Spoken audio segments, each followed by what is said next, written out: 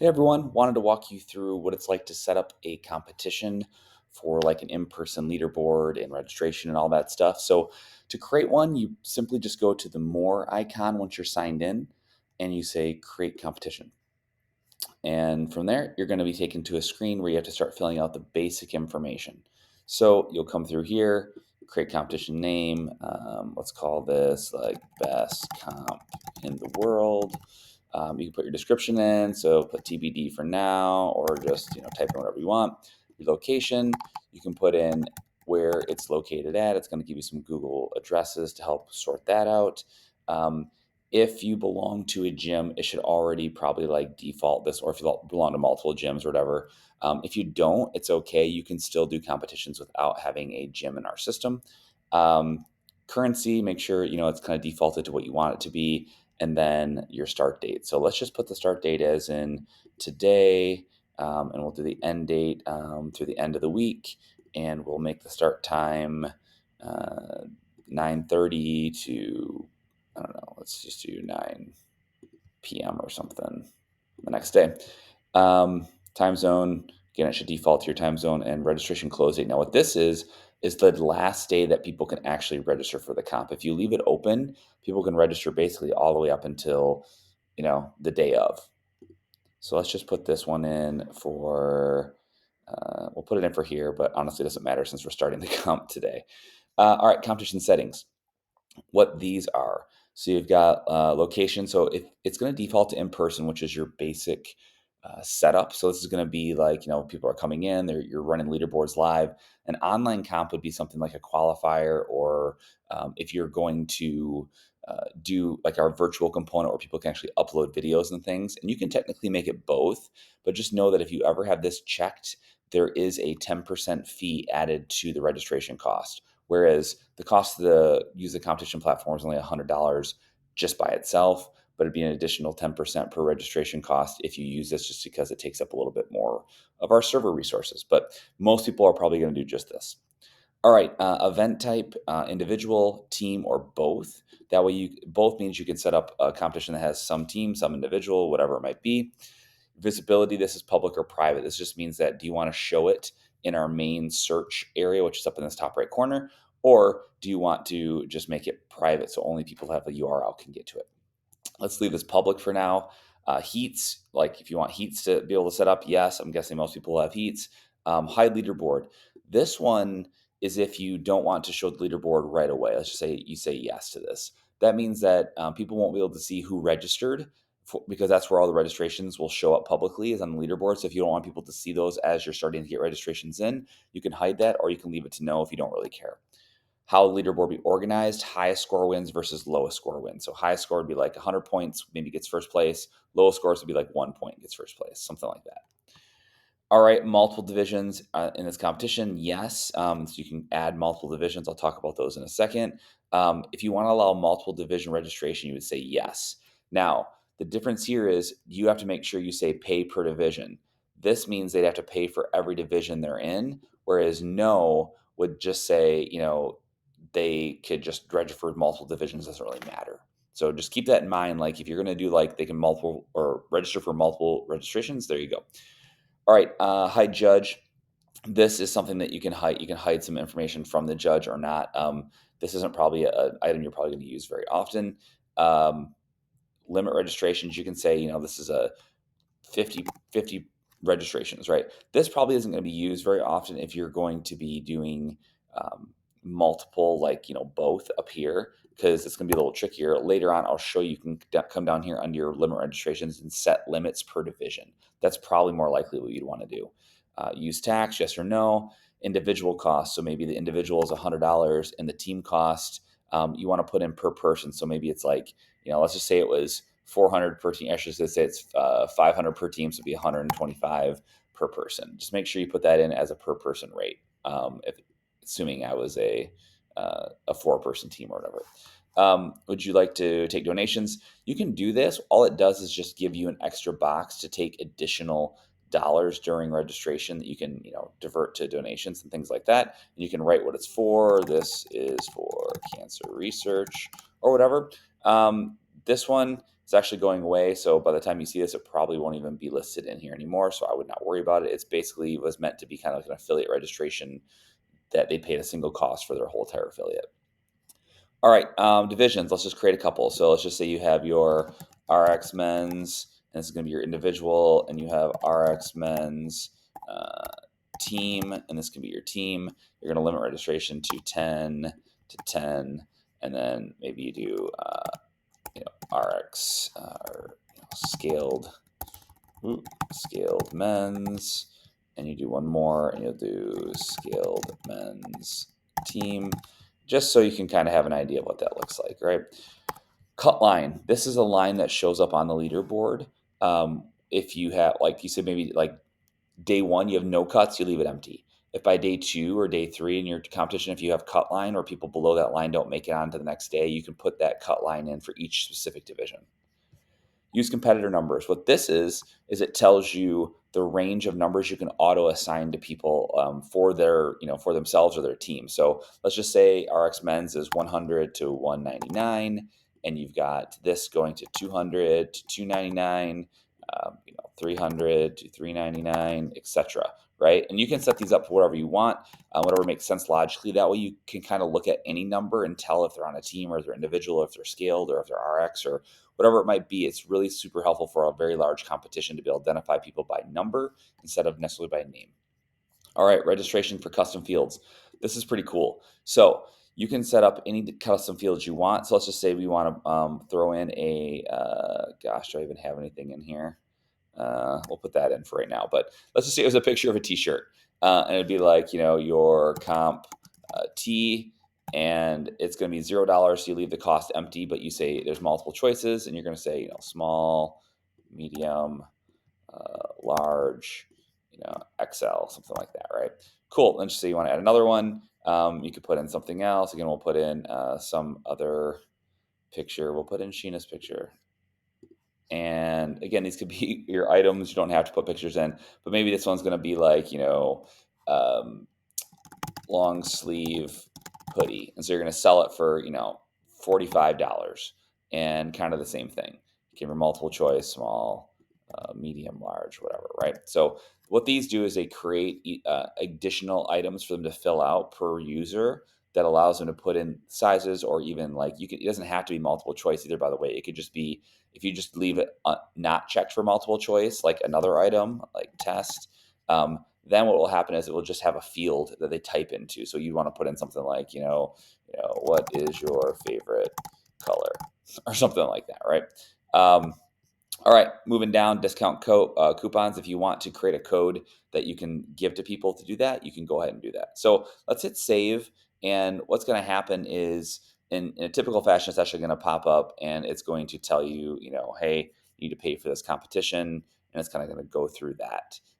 In this situation, more than likely, oh, there it is. Sorry, I thought it was already paid for. So then you click, you'd have your information in that was already set up. If you didn't, it would ask you to add a credit card. You'd hit pay, and you're going to go through the pay, and then that's going to basically say great, and then you're all set. So now that you've created this, let me go back to my competitions. Now that you've created, you're going to see it down, down in right here. So I have the best competition in the world. So I can go back to it. And this URL up here is where you can share it to people or do whatever. But we're not done setting it up yet. I just wanted to show you the first step. That's step 1. Step 2, you can go back into actions, and you can say edit your competition. And you can see you have all the information here that you had from below. One thing you'll notice is after we save, we get this embed tabs. If you want to create these iframe informations on your own website, you can put those in and actually share the public leaderboard or store that gets created as part of this. All right, so we're in the information area. That's what you have to set up minimally to get your competition listed.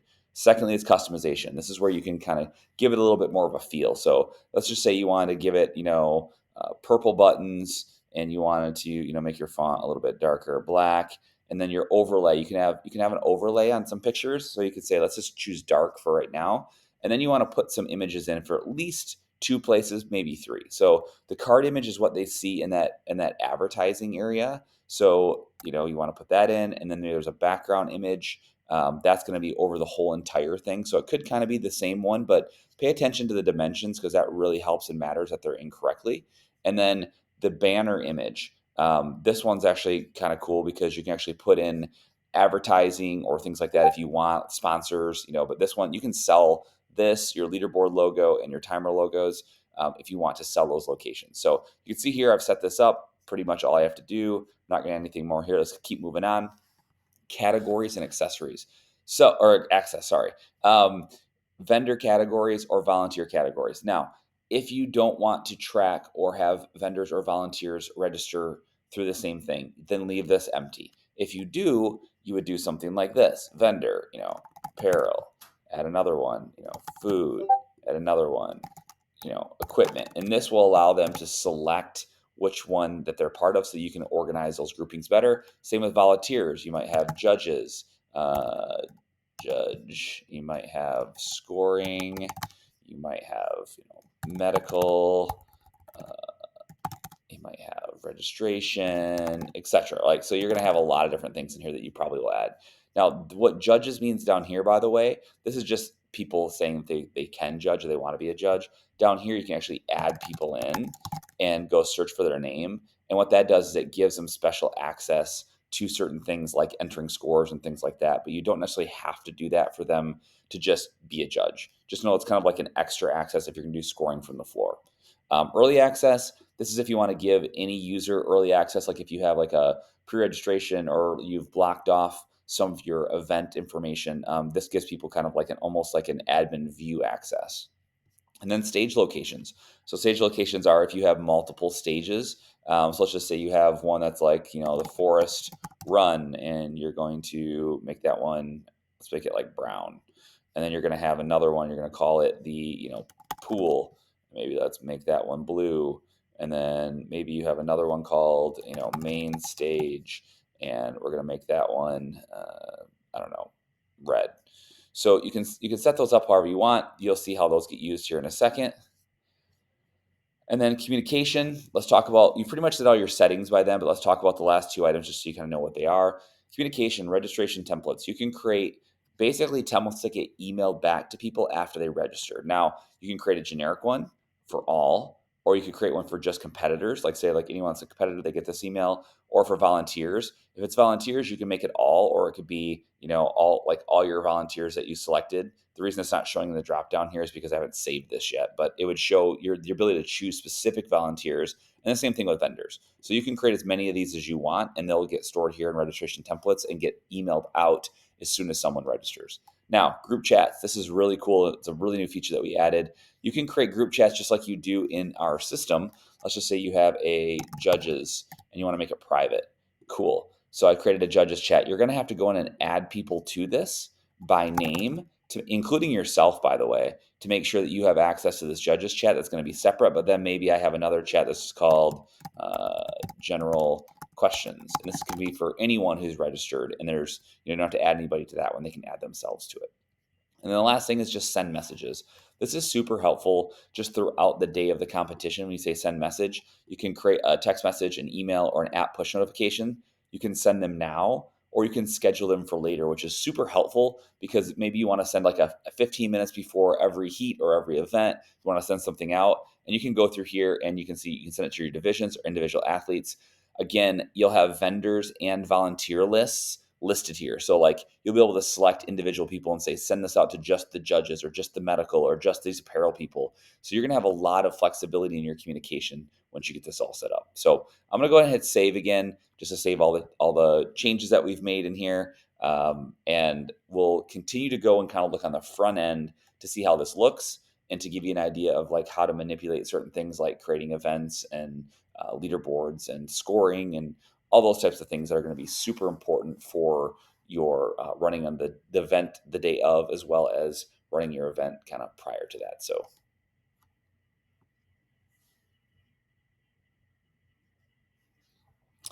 all right, now that it's saved, there's last one is payments here. This is going to show you just information about who made payments and what and things like that. You can actually connect alternate Stripe accounts as well. If you didn't have one set up because you weren't a gym, this is where you'd set up a Stripe account so that you can actually process payments and you can get paid for that. So that's really the last thing there. I'm going to go back to this arrow and go take me back out to my comp. You can see here, boom, there's all the stuff I put in. I've got this, header. You can see my background image is kind of in here. It's faded in that black color. I can make it white if I wanted. You've got some basic information about your comp. You've got your description for your comp. You've got even your, the map pop up here of where it's located. And then I don't have any events yet. We'll get into that in a second. And then you're going to have your basically your event calendar. So let's go ahead and create an event and go through that and talk about how that works. So your event setup, you're going to make it, let's just make it for today. Let's just say the first event starts at 10 a.m. and it is going to go till today, and it's going to end at 11 a.m. All right. We're going to call this, event 1. The stage location is going to be, let's say it's a pool. Over here, you can do preview video. If you want to throw up like a YouTube or a Vimeo URL, or even upload your own video, you can put those in there, and then they will show up in the event area. I'll show you an example of this when I'm done at the very end, but the idea is that you can put up stuff here so it gives them a little bit more information about that. Attachments, if you want to attach a PDF to this event, so like maybe a scorecard or movement standards or something, you can actually do that through here. And then you're going to go ahead and put in recording instructions only if you are doing the virtual component where people have to like walk through and do the recording and give instructions about how they actually need to like record their weights or whatever. All right, down here in divisions, depending on how you do it, most people are going to select all divisions, and you're going to put one single workout for all divisions. Now, if your event's super large and you want to create an RX men's 10 a.m. and RX teams at 11 or whatever it might be, you can totally do that. But like in this scenario, actually, it'd probably be more like this, where you do RX men's and RX scale go at the same time. If you want to only do one at a time but still want to stack the same leaderboard, you could do RX scaled leaderboard. What that does is anyone who is in the RX, like they'll be able to choose if they did RX or scaled. Again, that's kind of a different layout, but for now in our scenario, we wouldn't do that because we're going to do something like this. Now, volunteer assignment.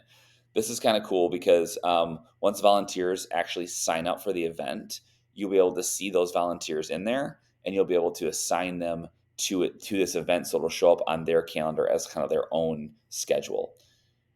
Multiply points by, this is if you want to add, like this event's actually 2 times what the typical points would be, but we're not going to do that for right now. Hide event details. You can actually say, so many hours or minutes before the start of the event, or you can say, set a time, like how many days, 8 p.m. the day before or something like that. So you can kind of choose if you want to hide the event details from people. This is really important if you A, don't want to show people stuff, but B, if you also don't want it to calculate in the leaderboard. So if you have like a hidden event, or even an event that people can see but they can't see anything, and you don't want to calculate on the leaderboard throughout the day, then make sure you set this. Then you can come and uncheck it when you're going in and doing other things. So all right, keep moving on. So you got an event description. You can come through here and add your event description. This is where the main meat and potatoes goes. So you put your event here. You're going to say like, this is going to be like Silly Sarah, and you're going to say your workout description. You put it in here. If there's any athlete additional notes that you want to kind of like have as an expand view, you put them in here. And any judges notes that they might need to know, put in here, and only judges can see these. Now, you can add videos to any of these things if you want specifically, but more than likely you're not going to in this scenario. Your scoring, just like our typical scoring, it could be for time. You want to set your timers, maybe it's unlimited, or maybe it's for time, but like there's a time cap, right? And so you can put your time cap in at 15 minutes, and then you're going to put your reps in, and you're going to say, okay, that way, if I'm time capped on this workout, if I don't hit my time, then I have my reps. That's like my second score. Now you could have another scenario where it's for time, and that's like, maybe score 1. This is editable right here, by the way. Or you can say an additional score, and this could be score 2. And then now you could say that one is for weight. So depending on how you want to score these things, that's how it will work. All right, let's go ahead and save this section. Now I got that done. If I want to lastly add in some movements, just to like have a list of movements in there, I could do like, push up or whatever and search for them and put them in. Great. All right, I'm going to save my event and put that in there. So once I save my event, it's going to take me back out here, and you'll see I have an event over here on the left-hand side, and you can see that I got my event here on the calendar. Now, if you want to look at a week view, it looks a little bit different. Once you have volunteers that have signed up and you've assigned them to that, there'll be a checkbox just to the left of this little left arrow that says My Calendar, and that will show them their schedule on the calendar, which is really helpful.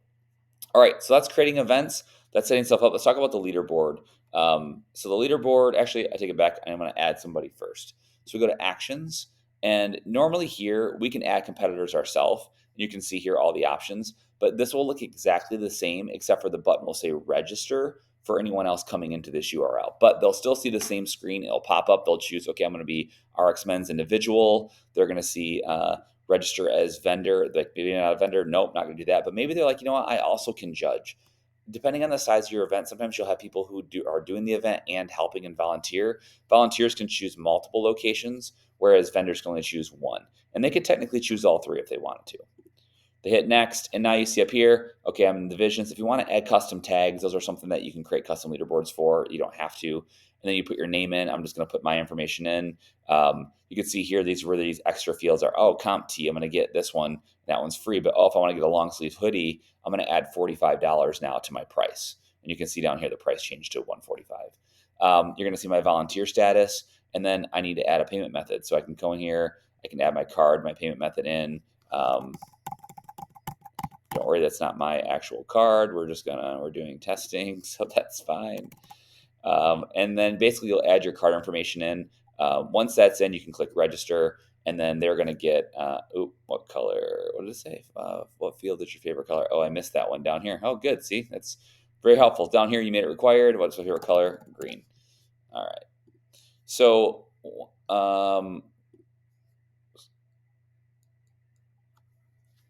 so once you register, it'll send them an email. It'll send that back out, and they'll end up showing up over here on the leaderboard under their specific division that they registered for.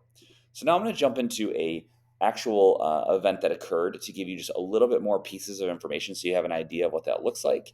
Give me 1 second here. Let's go to StreamFit.com. We're going to sign in.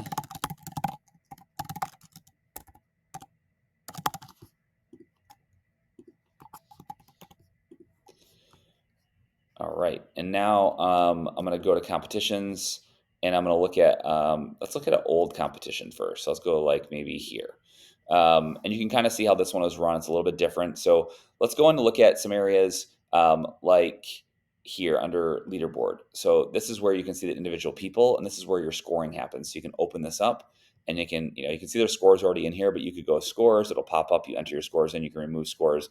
That's basically how your scoring table is going to do that. Some other cool things are like the flame icon. The flame icon will pop up and show you, oh, we didn't do heats for this, but it would show the heat schedule for the individual users. You could have a store built out if you have that built out in your backend channel. You're going to see your list of athletes here that you can do things like check in or check out. You can see their information and the stuff that they ordered. You can either have a vendor list or a volunteer list. This one didn't have any vendors or volunteers, but they'll be listed in here for you to check them in and do actions and communicate and things like that. So this is going to be typically how it's going to be laid out. And you see your events here. You can edit. You can view the details of each event. This is what an event looks like if you have it all filled out. You can see I have a video in there. I've got heats filled out for the specific people. I've got the volunteer list, which I didn't have any volunteers in this specific one. You can see all your workout information, movement standards. The only thing that's missing is the PDFs if I had an attachment. So that's a lot of stuff. There's obviously more you can dig into, and this has been a very long video to explain this, but I wanted to make sure you guys understood all the capabilities of what our new competition platform enables you to do. If you have any questions, of course, let us know. You can email support@streamfit.com, and we'll be here if you answer any questions. All right, take care.